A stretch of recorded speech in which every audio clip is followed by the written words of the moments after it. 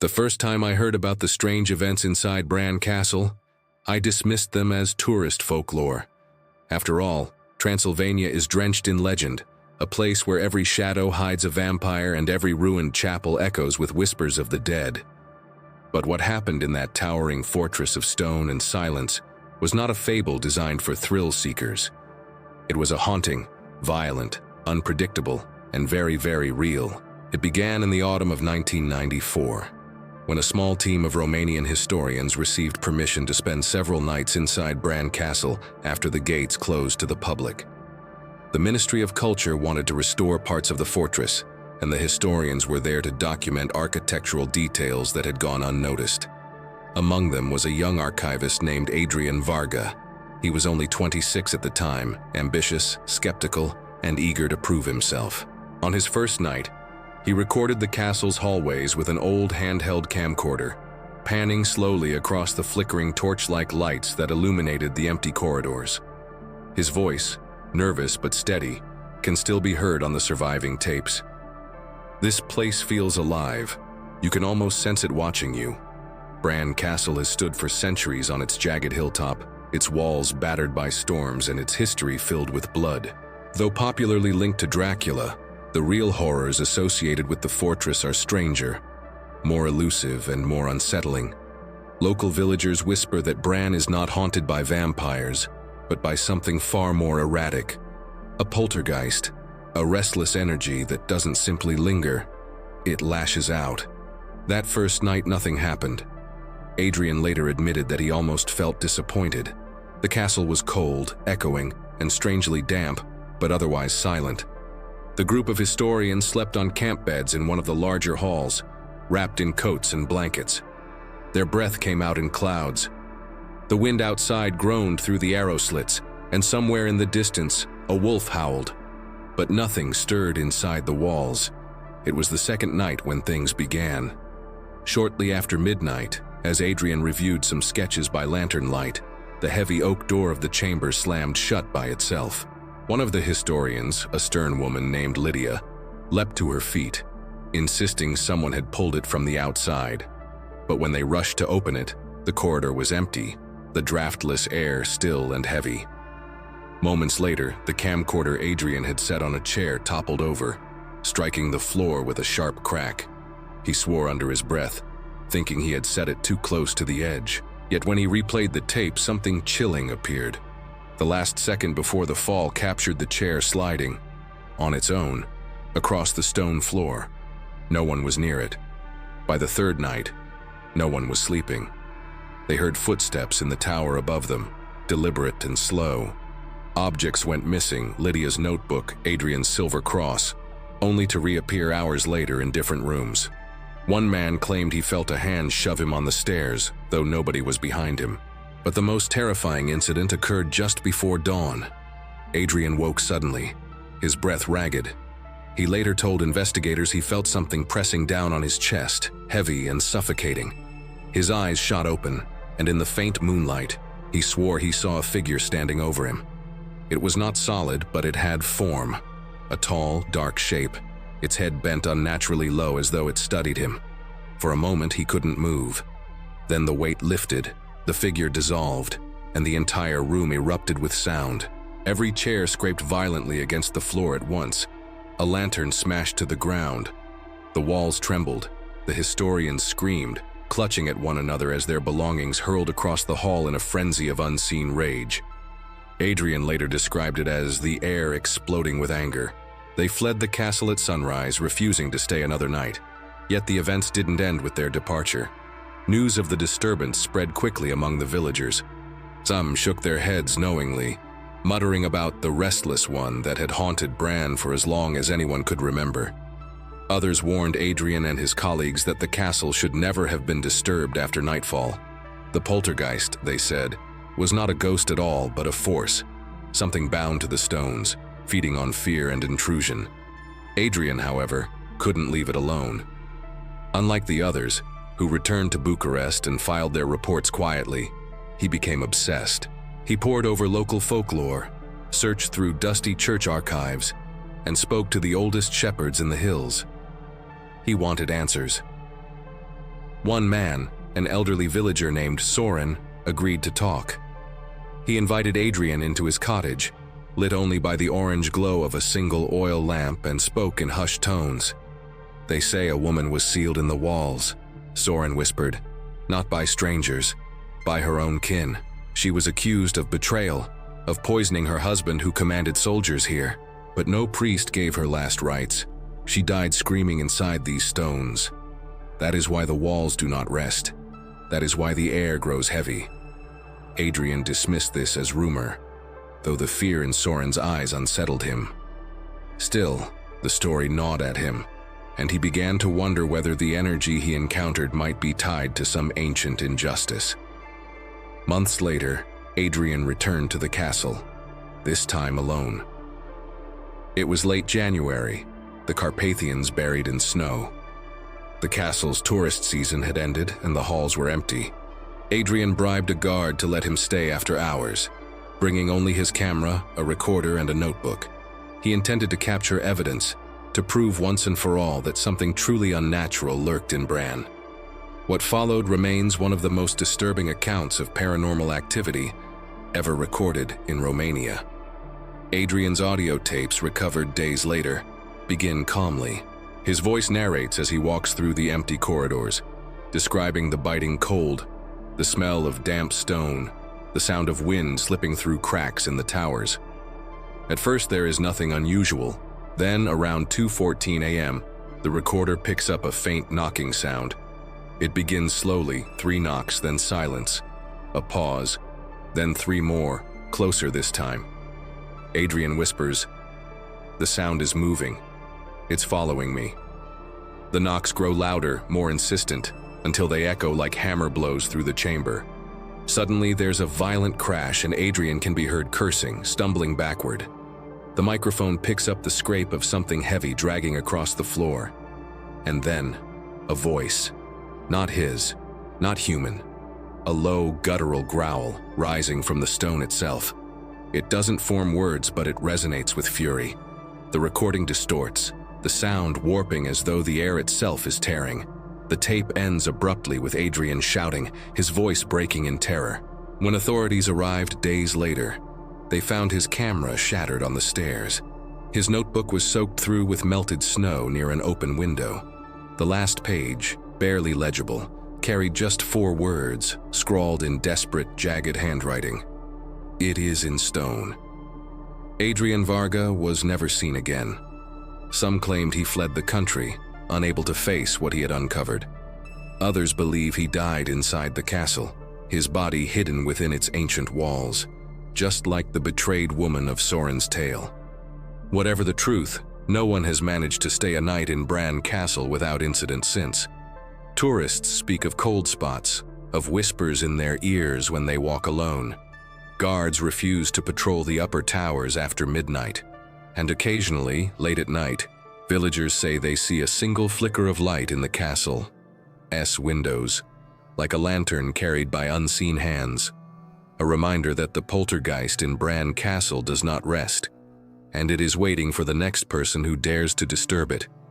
The legend of Bran Castle grew quietly, whispered among locals and shared cautiously with outsiders. But after Adrian's disappearance, it took on a darker, more urgent tone. Scholars debated whether what he had encountered was a poltergeist, a spiritual echo of the betrayed woman, or something older, something predating even the first stones of the fortress. Yet despite the danger, curiosity remained irresistible to a handful of investigators, thrill-seekers, and those obsessed with the supernatural. It was exactly 2 years after Adrian vanished that a small paranormal research team, led by an American named Dr. Caleb Monroe, arrived in Transylvania. Caleb was meticulous, armed with thermal cameras, EMF detectors, infrared motion sensors, and a stubborn disbelief in anything he could not see and measure. Unlike Adrian, he approached the castle scientifically, convinced that human fear had exaggerated the phenomena into legend. The team entered the castle at twilight. The air was bitter, carrying the tang of frost and stone. As they crossed the threshold, the massive doors groaned, and for a moment it felt as if the castle itself exhaled.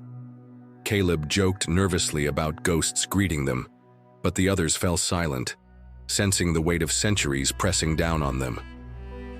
Night fell quickly in the Carpathians. The researchers set up equipment in the same hall where Adrian had reportedly experienced his terrifying encounter. Infrared cameras faced the high ceilings, motion detectors lined the corridors, and the EMF meters were placed near the walls. Caleb spoke calmly to his colleagues. "We'll observe, record, document. There's a rational explanation for everything here." The first few hours were quiet. The castle seemed inert, its shadowy halls waiting patiently. But at precisely 1:02 a.m., the temperature dropped dramatically. Their thermometers read 20 degrees lower in one corner of the hall, and Caleb noted a localized cold spot on his thermal camera. He joked about ghostly air conditioning, but even he couldn't ignore the hairs rising on the back of his neck. Then the knocking started. It was slow, deliberate. 3 sharp raps on the stone walls. Every member of the team froze. The EMF meters registered a sudden spike, pulsing erratically. The motion sensors remained silent, suggesting nothing visible had moved. Caleb, determined to remain calm, whispered into his recorder, "This is consistent with structural settling, except the pattern is too rhythmic, too intentional." The knocks continued intermittently, growing louder, until something shattered at the far end of the hall. A heavy candlestick flew across the room, landing with a deafening crash mere inches from the team's feet. Everyone screamed. Even Caleb, who prided himself on composure, stepped back, eyes wide. It was then that they heard the whispering. Soft at first, almost imperceptible. It emerged from the walls themselves. A chorus of voices overlapping, speaking in Romanian, Latin, and some language none of them recognized. The words were fragmented. Names, pleas, accusations. The whispers seemed to circle the room, passing from wall to wall, as if the castle itself were breathing stories of betrayal, pain, and death. Caleb insisted they document everything, urging the team to remain in the hall. But fear began to fracture their resolve. Objects were moving without contact, books sliding off shelves, chairs tipping over, lanterns swinging violently from hooks. Each member felt the brush of invisible hands, the pressure of unseen presence following them. The air thickened with the scent of damp stone and decay. By 3 a.m., the activity had intensified. The poltergeist, if that is what it was, began to interact directly. A heavy wooden door slammed open and shut repeatedly, trapping one of the researchers, Elena, in a small antechamber. She screamed as the door banged against the stone wall. The EMF meter beside her flickered wildly, lights blindingly bright and then cutting off, leaving her in darkness. When the team finally pried the door open, she stumbled out pale and trembling, muttering about feeling its gaze on me. Caleb took the lead, trying to maintain order. He attempted communication, speaking aloud in measured tones. "We mean no harm. We are researchers. Show yourself. Let us understand you." For a moment, there was silence. Then the whispers returned, louder, almost pleading. And from the darkness a shadow emerged, not fully formed, but a shape dense enough to distort the light. It drifted along the floor, never touching it, its edges flickering like smoke. The poltergeist spoke, not with words but through movement. The furniture, books, and even stones seemed to respond. The shadow floated toward the far corridor, pausing at a wall with jagged cracks. There, it pointed, or so it seemed, to a section of the stonework. A chill spread through the room as if the castle exhaled. Caleb approached cautiously, his hands trembling, feeling the vibrations through the floor. Behind the cracked stone, they found an ancient inscription, hidden for centuries. It was partially eroded, written in Old Church Slavonic. "Here lies the betrayed. Her wrath is bound to the walls. Disturb not, lest you join her pain." Caleb stared, heart hammering. The poltergeist, realizing they had uncovered its secret, reacted violently. Lanterns exploded in flames, the floor shook, and the walls seemed to pulse as if alive. The shadow surged toward them, then vanished in a sudden gust of icy wind. Objects flew violently across the hall, striking the walls with resounding impact. The team scattered, running blindly through the corridors. One researcher, a student named Matei, vanished in the upper towers. His scream echoed down the stone staircases, cut off abruptly. The remaining members regrouped near the entrance, breathless, battered, terrified. Caleb knew that they had witnessed something beyond science, something that defied explanation. The poltergeist was not a simple haunting. It was an intelligent, reactive force, bound to the castle itself, to centuries of injustice and betrayal. And it was enraged. They fled Bran Castle at dawn, abandoning all equipment. When they returned later with authorities, the upper towers were empty. There was no trace of Matei, and the thermal cameras showed sudden spikes of heat, suggesting movement, but nothing could be found. Locals whispered that the castle had claimed another victim, adding to the tally of those who had dared to stay too long. In the months that followed, Caleb compiled his notes and recordings. He refused to release them publicly, fearing the panic it might cause. But fragments of the audio leaked to the internet, capturing the rhythmic knocking, the whispered voices, the guttural growl that could be heard as objects smashed themselves against stone walls. Paranormal investigators who listened claimed the energy was malevolent, conscious, and intelligent. The legend became one of the darkest in Transylvania. Tourists reported strange chills in the hallways, hearing Adrian's voice echoing faintly, calling for help. Some claimed to see shadowy figures drifting across the battlements at night. Security guards swore that objects occasionally moved on their own, and that unexplained drafts seemed to form patterns, almost as if guiding intruders toward the towers. And always, the question lingered: who or what was bound to the walls of Bran Castle? Was it the betrayed woman Soren had spoken of? Or something older than the first stories of Dracula and Vlad the Impaler, older than human memory? In time, researchers pieced together the castle's history, noting the countless murders, betrayals, and imprisonments that had occurred within its stone walls. Every act of cruelty seemed to add weight to the castle's energy, layering resentment and rage like sediment over centuries. The poltergeist, they theorized, was a nexus of these violent echoes, feeding on fear, anger, and guilt. And yet, some nights, it seemed almost patient, almost dormant, waiting, observing, waiting for those who would trespass, daring the curious, testing the brave. Visitors today report glimpses of shadows in the upper corridors, faint whispers when the halls are empty, and cold spots so severe that cameras fog over instantly. The castle itself feels alive, breathing, and occasionally a faint, desperate cry can be heard, carried on the wind. Do not wake her. Bran Castle remains a place of beauty and terror, of history and horror.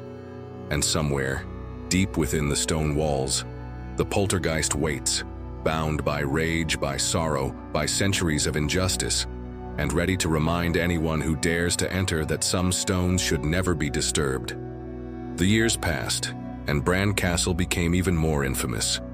Local guides whispered the story of Adrian Varga, the lost researchers, and the American team that had barely escaped with their lives. Tourists were drawn not only to its historic allure, but also to the chilling tales that clung to its walls like cobwebs. Yet, even with the warnings, curiosity never faded. In the winter of 1999, a filmmaker named Anca Petrescu arrived with a small crew, determined to capture the true essence of Bran Castle for a documentary on haunted places. Unlike previous visitors, she was fearless, confident in her cameras, her night vision equipment, and her belief that the supernatural could always be explained. They entered the castle at dusk, the wind cutting through the mountains like a blade. The massive wooden gates closed behind them with a deafening thud, leaving the team enveloped in near-complete darkness. Anca's first words, recorded on her handheld camcorder, were sharp and excited. "If there's something here, we're going to see it." The first few hours were uneventful. They explored the main halls, marveling at the ornate furnishings and ancient paintings. Shadows stretched unnaturally along the stone walls, but Anca laughed them off. Yet when night fully settled, the castle seemed to awaken. The temperature dropped, Lanterns flickered though no drafts moved them. Cameras recorded faint movements along the corridors, shapes too fluid, too swift to be human. And then came the whispers. Unlike previous accounts, these were not random or fragmented.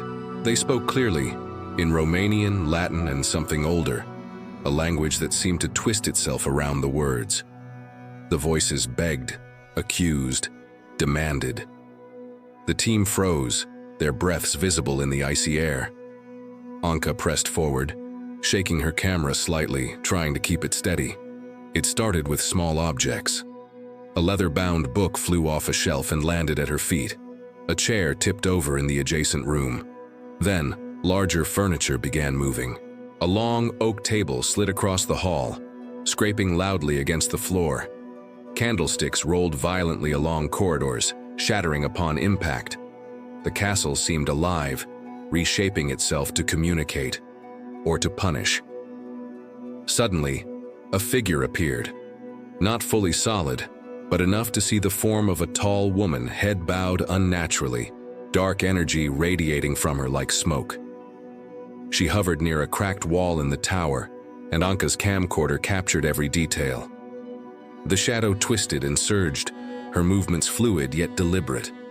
The poltergeist was no longer just reacting, it was commanding the environment.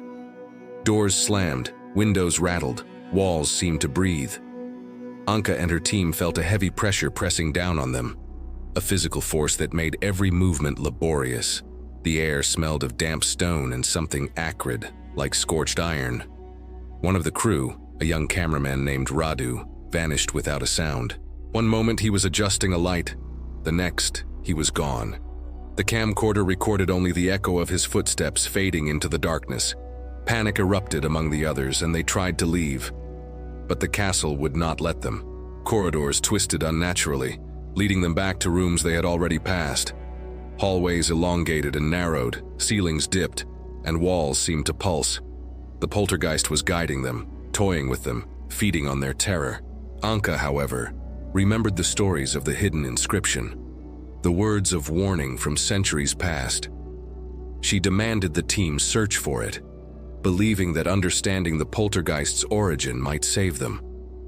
They found it in the tower, behind the crumbling stones of an old wall. The inscription was the same. Here lies the betrayed. Her wrath is bound to the walls. Disturb not, lest you join her pain. The moment the words were read aloud, the castle erupted in chaos. Objects flew like missiles, walls vibrated, and the shadow surged forward furious. It shrieked, a sound like cracking stone and screaming voices combined. Anka recorded it all, her camera shaking violently in her hands. It was then that she noticed something remarkable. The shadow's rage was not random. It was tied to fear, to the intrusion, to the very act of acknowledgement. She realized that documenting, observing, and naming the entity amplified its power. And yet, leaving without proof seemed impossible. In a desperate act, she shouted, "We respect you. We do not mean harm." The shadow paused, hesitating, its form flickering. For a fleeting moment, the air became still. The object stopped moving. Silence hung like a blade in the castle. Then, as suddenly as it had intensified, the force withdrew. The shadow retreated into the stone walls, vanishing from sight. The team, shaken and exhausted, fled as dawn broke over the Carpathians. Radu, miraculously, was found huddled in a corner of the basement, muttering incoherently about the watching eyes in the walls. Anka never fully recovered from the experience.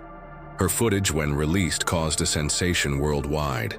Viewers reported an almost tangible sense of dread while watching, with some claiming to hear whispers or see shadows that weren't in the original frames. Paranormal researchers hailed the documentation as some of the most compelling evidence ever captured. But the castle itself remained unchanged, still bound to its rage, still waiting. To this day, Bran Castle stands as a monument to history, legend, and terror. Tourists continue to visit, drawn by the architecture and the Dracula myths, unaware of the true power lingering within. Guards speak in hushed tones of the upper towers, warning that no one should remain there alone after dark. Locals avoid certain corridors entirely, especially when the wind howls across the mountaintops, carrying with it the faint sound of cries and knocks. And sometimes, when the wind shifts and the moon casts its pale glow over the fortress, those brave or foolish enough to linger report fleeting glimpses of a shadowed figure. Tall, silent, bound to the stone, it watches, it waits, and it remembers. No one knows how many have fallen to the poltergeist of Bran Castle. Some disappear without a trace, their screams lost within the walls. Others flee, forever haunted by what they saw and felt. And the castle itself seems indifferent, patient, as if the centuries have only strengthened the entity within. Visitors often ask if it is safe. The answer, whispered by those who truly know, is simple. Some stones should never be disturbed. Some presences should never be awakened. And some castles, no matter how beautiful, are best left alone when darkness falls. The poltergeist waits, bound to stone and fury, in Bran Castle's towering halls, a silent sentinel of rage and sorrow. And somewhere, beyond sight or sound, it remembers every betrayal, every injustice, every intrusion. And it waits patiently for the next curious soul to cross the threshold, to awaken the ancient, unrelenting force that refuses to rest. No one who enters the castle after nightfall leaves unchanged, and some, like Adrian Varga, never leave at all. So if you ever find yourself standing before Bran Castle, the cold wind at your back and the moon casting shadows across the towers, remember this: there are forces older than fear, bound to walls older than history, and some doors are best left unopened. Because within those walls, the poltergeist waits, ever watching, ever vigilant, ever hungry for those who dare to disturb it.